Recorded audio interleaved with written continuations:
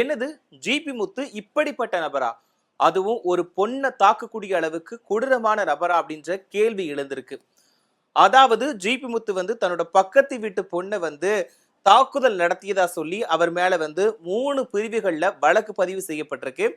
அந்த அளவுக்கு அந்த பொண்ணை வந்து தாக்கியிருக்காங்க. அது மட்டும் இல்லாம அந்த பொண்ணு வந்து மருத்துவமனையிலயும் அனுமதிக்கப்பட்டிருக்காங்க. இந்த குற்றச்சாட்டை வந்து ஜிபி முத்து மறுத்திருக்காரு. அது சம்பந்தமா இன்ஸ்டாகிராம் ஸ்டோரியில ஒரு வீடியோவும் வெளியிட்டிருக்காரு. இத பத்தி இந்த பதிவுல விரிவா பார்க்கலாம். ஜிபி முத்து அப்படின்னு சொன்னாலே எல்லாருக்குமே தெரியும். அதாவது சின்ன பசங்கள்ல இருந்து பெரியவங்க வரைக்குமே அவரை தெரியாத ஆளுங்க யாருமே இல்ல அப்படின்னு சொல்லலாம். அதாவது டிக்டாக் மூலமா வீடியோ வெளியிட்டு பிரபலமானவர் தான் ஜிபி முத்து. அதாவது கொஞ்ச நாட்கள்லயே புகழோட உச்சிக்கு போனாரு அப்படின்னு சொல்லலாம். டிக்டாக்ல அவர் போட்ட வீடியோக்கள், அதாவது பேப்பர் ஐடிய அவர் திட்டி போடக்கூடிய வீடியோக்கள் எல்லாத்தையுமே வந்து பொதுமக்கள் ரசிகர்கள் எல்லாம் வந்து அவ்வளோ ஆவலா பார்ப்பாங்க. அந்த அளவுக்கு ஃபன்னா இருக்கும்.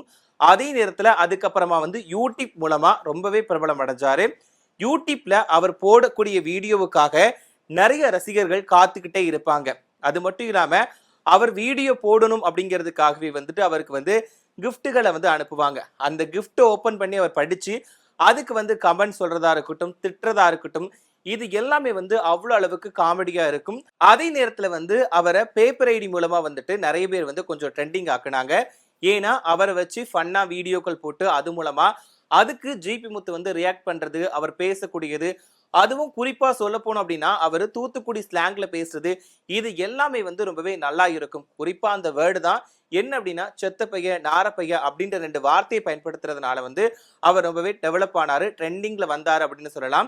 இதுக்கப்புறமா வந்து யூடியூப், இன்ஸ்டாகிராம் மூலமா வந்துட்டு பிரபலமானதுக்கு அப்புறமா பிக் பாஸ் வீட்டுக்குள்ள போனாரு. பிக் பாஸ் வீட்டுக்குள்ள போன உடனேயே வந்துட்டு, ஏன்னா இவருக்கு வந்து ரசிகர்கள் இப்போ வந்து நிறைய ஆயிட்டாங்க. பிக் பாஸ் வீட்டுக்குள்ள ஜிபி முத்து போறாரு அப்படின்னு சொன்ன உடனே வந்துட்டு ரசிகர்கள் வந்து ரொம்பவே ஆவலா பார்க்க ஆரம்பிச்சாங்க. அதே மாதிரி அந்த அளவுக்கு ஃபன்னா தான் கொண்டு போனாரு. டாஸ்கையுமே நல்லா தான் பண்ணாரு. குறிப்பா முதல் நாள்லயே வந்துட்டு ஆதாம் ஏவாள் யாரு, நான் மன்னிப்பு கேட்கிறேன் அப்படின்ற மாதிரி அவர் சொன்ன டயலாக் இருக்கட்டும், இது எல்லாமே வந்து ரசிகர்களுக்கு வந்து ரொம்பவே பிடிச்சு போயிடுச்சு. டாஸ்க்கும் நல்லா தான் பண்ணாரு. இவர் தான்ப்பா கண்டிப்பா வின் ஆவாரு, டைட்டில் அடிப்பாரு அப்படின்ற மாதிரிலாம் வந்துட்டு ரசிகர்கள் எதிர்பார்த்தாங்க. ஆனா தன்னோட மகனுக்கு உடம்பு சரியில்லை அப்படின்ற ஒரு காரணத்தினால வந்துட்டு பிக் பாஸை விட்டு அவராவே வெளியே வந்துட்டாரு. இதனால வந்து அவரை கொஞ்சம் நல்லாவே பாராட்டினாங்க. என்னன்னா என்னதான் இருந்தாலும் வெற்றி தனக்கு கிடைக்கும் தெரிஞ்சுமே தன்னோட மகனுக்காக வந்து அந்த வீட்டை விட்டு வந்துட்டாரு அப்படின்னு சொல்லிட்டு அவருக்கு நிறைய பேர் வந்து பாராட்டாதான் தெரிவிச்சாங்க. இப்படி இருக்கும்போது பிக் பாஸ்க்கு அப்புறமா வந்துட்டு குக் வித் கோமாளி நிகழ்ச்சிக்கு வந்தாரு. இதுக்கப்புறமா வந்து ஒரு சில மூவிஸ்லயுமே நடிச்சிட்டு இருக்காரு. இப்போ வந்து அதிகமா நிகழ்ச்சிகள்லயுமே கலந்துட்டு தான் வந்துட்டு இருக்காரு. ஆனா இப்படிலாம் இருக்கும்போது வந்து ஜிபி முத்து மேல வந்து அவரோட ஏரியா மக்கள், அதாவது ஜிபி முத்தோட சொந்த ஊர் என்னன்னா உடன்குடி பக்கத்துல இருக்கக்கூடிய பெருமாள்புரம் தான் ஜிபி முத்தோட சொந்த ஊர். ஆனா அவர் ஏரியால இருக்கக்கூடிய பொதுமக்கள் வந்துட்டு ஜிபி முத்து மேல வந்து நிறைய குற்றச்சாட்டுகளை வந்து வைக்கிறாங்க.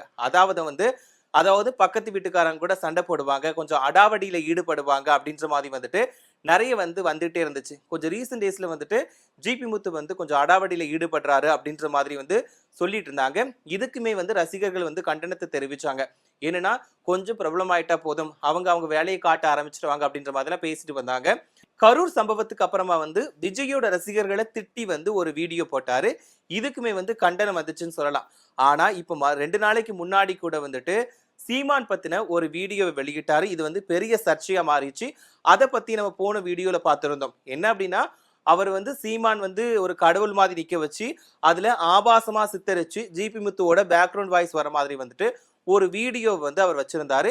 இது வந்து கொஞ்சம் சர்ச்சையா மாறி இருந்துச்சு. இப்படி இருக்கக்கூடிய நிலையில தான் அவர் வந்து அவங்களோட பக்கத்து வீட்டு பொண்ணை வந்து தாக்குனதா அவர் மேல வந்து 3 பிரிவுகள்ல வந்துட்டு வழக்கு பதிவு செய்யப்பட்டிருக்கு. அதாவது ஜிபி முத்துவோட பக்கத்து வீட்டுக்காரங்க தான் முத்து மகேஷ், அவங்க மனைவி வந்து பால் அமுதா, இவங்க தான் அவங்க பக்கத்து வீட்டுக்காரங்க.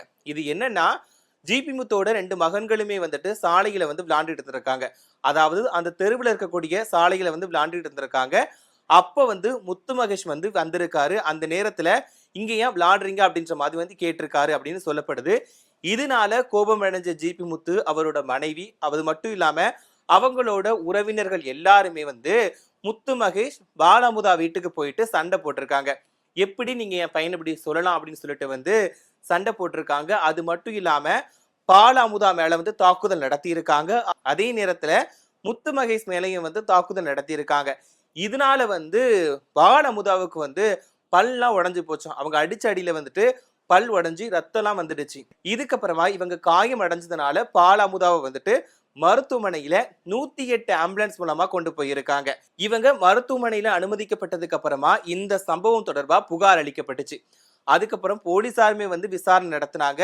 என்ன அப்படின்னா, ஜிபி முத்து வீட்டை சுத்தி இருக்கக்கூடிய நபர்கள்ட்ட வந்து விசாரணை நடத்தியிருக்காங்க.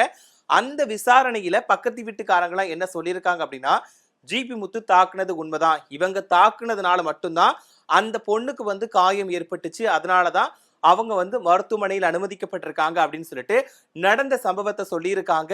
இதனால வந்து ஜிபி முத்து மேல வந்து 3 பிரிவுகளின் கீழே வழக்கு பதிவு செய்யப்பட்டிருக்கு. இதனால வந்து ஜிபி முத்துக்கு வந்து கண்டிப்பா இதுக்கு எதிராக ஆக்ஷன் எடுப்பாங்க அப்படின்னு சொல்லிட்டு சொல்லப்படுது. இத வந்து ஜிபி முத்து வந்து மறுத்திருக்காரு. நான் வந்து எந்த தப்புமே பண்ணல, இது வேணும்னே எல்லாருமே திட்டமிட்டு நடத்துற சதி அப்படின்ற மாதிரி ஒரு வீடியோவை வெளியிட்டிருக்காரு. அதாவது ஒரு பொண்ணு வந்து காயமடைஞ்சு மருத்துவமனையில் அனுமதிக்கப்பட்டதுக்கு அப்புறமாவும் அந்த தப்பை வந்து நான் பண்ணல, எல்லாருமே எனக்கு எதிராக பண்றாங்க, அதாவது ஊர் மக்கள் எல்லாருமே ஒன்னா சேர்ந்து எனக்கு எதிராக பேசுறாங்க, ஏன் இப்படி பண்றாங்கன்னு தெரியல அப்படின்ற மாதிரி ஒரு வீடியோ வந்து வெளியிட்டிருக்காரு. இந்த வீடியோ தான் இப்போ வந்து இணையதளத்துல வைரல் ஆயிட்டு இருக்கு. இந்த வீடியோவை வந்துட்டு அவர் வந்து அவரோட இன்ஸ்டாகிராம் ஸ்டோரியில வந்து வெளியிட்டிருந்தாரு. அந்த வீடியோல வந்துட்டு ஜிபி முத்து வந்து என்ன சொல்லியிருந்தாரு அப்படின்னா, என்னோட மகன்கள் 2 பேருமே விளையாண்டுட்டு இருந்திருக்காங்க. அப்ப வந்து முத்து மகேஷ் வந்து இருசக்கர வாகனத்துல குடி போதையில வந்து வந்திருக்காரு. அப்படி இருக்கும்போது என் குழந்தைங்க கிட்ட வந்துட்டு, இங்க ஏன் விளையாடுறீங்க, நீங்களும் அங்க விளையாடக்கூடாது, ஒழுங்கா வீட்டுக்கு போயிடுங்க, இல்லாட்டா கொன்னு போடுவேன் அப்படின்ற மாதிரி சொல்லியிருந்தாங்க. அதனாலதான் ஆத்திரத்துல நானும் என் மனைவி அது மட்டும் இல்லாம என்னோட உறவினர்கள் வந்துட்டு முத்து மகேஷ் வீட்டுக்கு போயிட்டு நாங்க கேட்க போனோம். அந்த இடத்துலயுமே வந்து பால் அமுதா வந்து வாயை திறக்கவே இல்லை, அமைதியாதான் இருந்தாங்க. ஏன்னா முத்து மகேஷ் வந்து திட்டுனது உண்மை அப்படிங்கிறது பால் அமுதாவுக்கும் தெரியும். அதனாலதான் பால் அமுதா வந்துட்டு அமைதியா இருந்தாங்க. அந்த பொண்ணு வந்து எந்த வாயுமே திறக்கல. நாங்க வந்து அவரோட கணவரை திட்டும் போது கூட, நாங்க கேள்வி கேட்கும் போது கூட அந்த பால் அமுதா வந்து வாயை திறக்கவே இல்லை. ஏன்னா தன்னோட கணவர் மேல தப்பு இருக்கு, தான் கணவர் தான் இந்த மாதிரி வம்பு இழுத்தாரு அப்படிங்கிறது தெரிஞ்சுதான் பால் அமுதா அமைதியா இருந்தாங்க அப்படின்ற மாதிரி வந்து ஜிபி முத்து சொல்லியிருக்காரு. ஆனா பால் அமுதா அமைதியா இருந்ததுனால கடுப்பான கணவர் வந்து முத்து மகேஷ் இருக்காரு இல்லையா, இவர் வந்து பால் அமுதாவை அடிச்சதுனாலதான் அவங்களுக்கு வந்து ரத்த காயம் ஏற்பட்டுச்சு, அவங்களுக்கு பல்லுல இருந்து ரத்தம் வந்துடுச்சு அப்படின்ற மாதிரி வந்து ஜிபி முத்து வந்து குறிப்பிட்டிருக்காரு. இதனாலதான் பால் அமுதா வந்துட்டு மருத்துவமனையில் அனுமதிக்கப்பட்டிருக்காங்க. நான் வந்து யாரையும் தொடக்கூட இல்லை, அதாவது யாரு மேலையும் வன்முறையில ஈடுபடல அப்படின்ற மாதிரி வந்து ஜிபி முத்து வந்து விளக்கம் கொடுத்திருக்காரு. அதே நேரத்துல இன்னொன்னு சொல்லியிருக்காங்க. என்ன அப்படின்னா, இந்த சம்பவத்துக்கும் எங்களுக்கும் சம்மந்தமே கிடையாது, நாங்க வந்து நார்மலா தான் பேசிட்டு இருந்தோம். ஆனா இவங்க மருத்துவமனையில் அனுமதிக்கப்பட்டதுனால கம்ப்ளைண்ட் கொடுத்திருக்காங்க. அதே நேரத்துல வந்து ஊர் மக்களும் எதுக்காக இப்படி சொன்னாங்கன்னு தெரியல அப்படின்னு சொல்லி தெரியல. ஒரு தனிப்பட்ட பிரச்சனையை ஊர் பிரச்சனையா மாத்த வேண்டாம் அப்படின்னு சொல்லிட்டு நான் நினைக்கிறேன். எதுக்காக இந்த மாதிரி பண்றாங்கன்னு தெரியல. கண்டிப்பா இன்னொன்னு சொல்றேன், நான் பால் அமுதாவை தாக்கி இருந்தா அவங்களுக்கும் 2 குழந்தைங்க இருக்காங்க, அவங்க மேல சத்தியம் பண்ணி சொல்ல சொல்லுங்க, நான் தான் அவங்கள வந்து தாக்குறேன்னு சொல்லிட்டு அவங்க குழந்தை மேல வந்து சத்தியம் பண்ணி சொல்ல சொல்லுங்க. அப்படி ஒருவேளை அவங்க சத்தியம் பண்ணாங்க அப்படின்னா நான் 1 மாசம் கூட ஜெயில இருக்கிறதுக்கு தயாரா இருக்கேன்.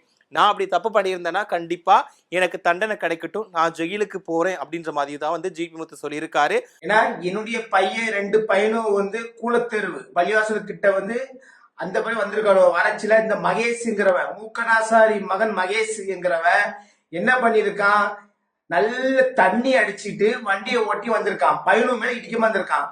அந்த உடனே கேட்டிருக்கான் பையன்கிட்ட போய், ஒழுங்கா போக முடியும்னு கேட்டிருக்கான். யார்கிட்ட? சின்ன பையன்கிட்ட. உனக்கும் எனக்கும் பிரச்சனை என்றால் நீ நம்ம 2 பேரும் தான் மோதி இருந்தோம். அக்காக வந்து சின்ன பையன்கிட்ட போய் மோதுறது வந்து அது ஒரு சட்டப்படி தப்பு. அது போக சின்ன பையன்கிட்ட மோதிட்டு உன் தலையை திரிய போடுவேன், உன்னை அடிச்சு தொங்க விட்டுருவேன், நீ வந்து உன் அப்பனை மாதிரி திறக்கியேன்ட்டு அவன்கிட்ட போய் சின்ன பையன் பேசியிருக்கான். யாரு? என் பையன்கிட்ட. அதே நேரத்துல ஊர் மக்களுமே வந்து ஜிபி முத்துக்கு எதிராக சொன்னதுனால அவர் சொல்றாரு, ஒரு தனிப்பட்ட காரணத்துக்காக ஊர் பிரச்சனையா மாத்துறாங்க, இது எதுக்குன்னு தெரியல, கண்டிப்பா இந்த பிரச்சனையை வந்துட்டு நான் சட்டப்படி பாத்துக்கிடுவேன், அதை பத்தி எனக்கு கவலை இல்லை, ஏன்னா நான் தப்பே பண்ணல அப்படின்ற மாதிரி தான் ஜிபி முத்து சொல்லி இருக்காரு. நான் ஏற்கனவே சொன்ன மாதிரி தான் ஜிபி முத்துவை பத்தி அவங்களோட தெருக்காரங்க வந்து எப்பவுமே அவர் வந்து கொஞ்சம் அடாவடியா இருப்பாரு, அதாவது அவரோட வந்து வேற, அதாவது வந்து எப்பவுமே பிரச்சனை பண்ணுவாரு அப்படின்ற மாதிரி தான் நிறைய விஷயங்கள் சொல்லியிருந்தாங்க ஏற்கனவே. இப்போ ஜிபி முத்துக்கு எதிராக அவர் ஒரு பொண்ணை தாக்கி இருக்காரு, அதுவும் அவங்க மருத்துவமனையில் அனுமதிக்கப்பட்டிருக்காங்க. அதனால ஜிபி முத்து மேல மட்டும் இல்லாம அவங்களோட மனைவி, அவங்களோட உறவினர்கள் மேல 3 பிரிவுகளின் கீழே வழக்கு பதிவு செய்யப்பட்டிருக்கு. இந்த மாதிரிதான் இப்ப ரீசெண்ட் டேஸ்ல நிறைய விஷயங்கள்ல சர்ச்சையில சிக்கிறாரு ஜிபி முத்து. அதாவது ஜிபி முத்துவுக்கு எதிராக நிறைய பேர் கமெண்ட் பண்ணிட்டு வராங்க. அதாவது உனக்கும் வாயில தான் சூனியம் இருக்கு அப்படின்ற மாதிரி நிறைய பேர் கருத்துக்களை சொல்லிட்டு வராங்க. இந்த விஷயமாவும் ஜிபி முத்துக்கு எதிராக நிறைய பேர் சொல்றாங்க. ஒரு சில பேர் ஜிபி முத்துக்கு ஆதரவாகவும் சொல்றாரு, கண்டிப்பா அவர் அப்படி பண்ண மாட்டாரு அப்படின்ற மாதிரியும் சொல்றாங்க. ஆனா இன்னொன்னு இவர் பண்ணக்கூடிய ஆள் தான். ஏன்னா நார்மலாவே இவர் திட்டக்கூடிய வார்த்தைகள் இது எல்லாமே நிறையவே பண்ணுவாரு. பட் இப்படி இருக்கும்போது பக்கத்து வீட்டுக்காரங்களை விட்டா வச்சிருப்பாரு. கண்டிப்பா இவர் அடாவடியில இறங்கி இருப்பாங்க அப்படின்ற மாதிரி சொல்றாங்க. ஜிபி முத்து அந்த பொண்ணை உண்மையாவே தாக்கி இருப்பாரா, இல்லனா வேணும்னே ஜிபி முத்து மேல பழி சுமத்தப்பட்டிருக்குமா அப்படின்னு நினைக்கிறீங்களா? இத பத்தி நீங்க என்ன நினைக்கிறீங்க அப்படிங்கிற உங்களோட கருத்துக்களை மறக்காம பதிவிடுங்க.